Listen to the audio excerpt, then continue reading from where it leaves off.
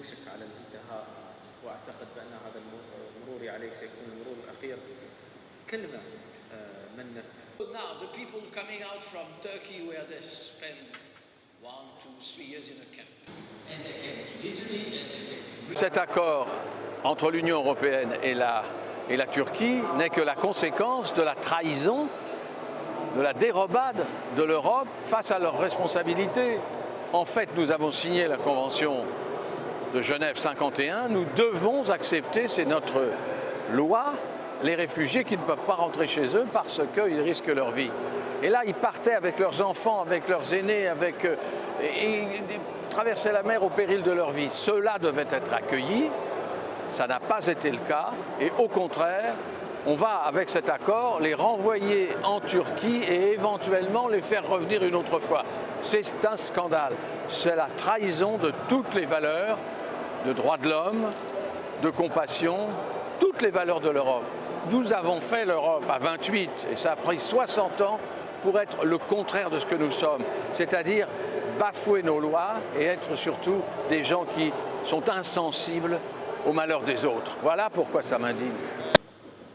Unexpected natural disasters, the first thing that government communication can do, and this is... I think that there are 3 things that are very important to understand.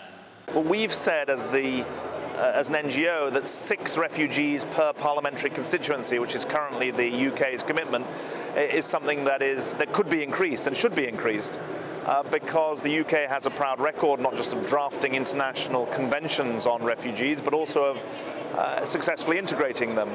And this needs to be a pan-European response, and the UK could do more.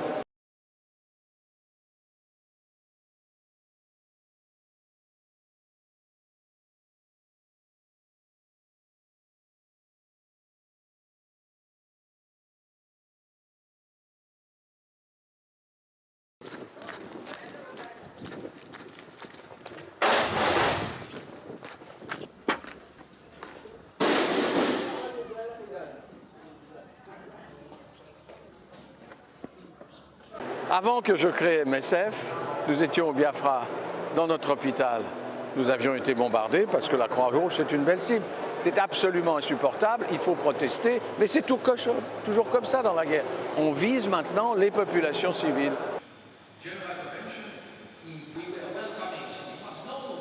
Le Yémen, c'est un fracas, c'est pas une victoire pour l'Arabie Saoudite. Qu'est-ce que c'est cette guerre? On bombarde les gens et on tue la population civile. Voilà la guerre de nos jours. C'est impossible à accepter.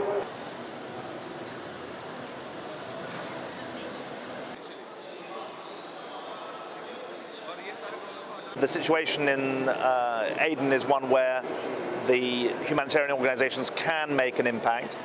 In Sana'a and elsewhere, it's much more difficult.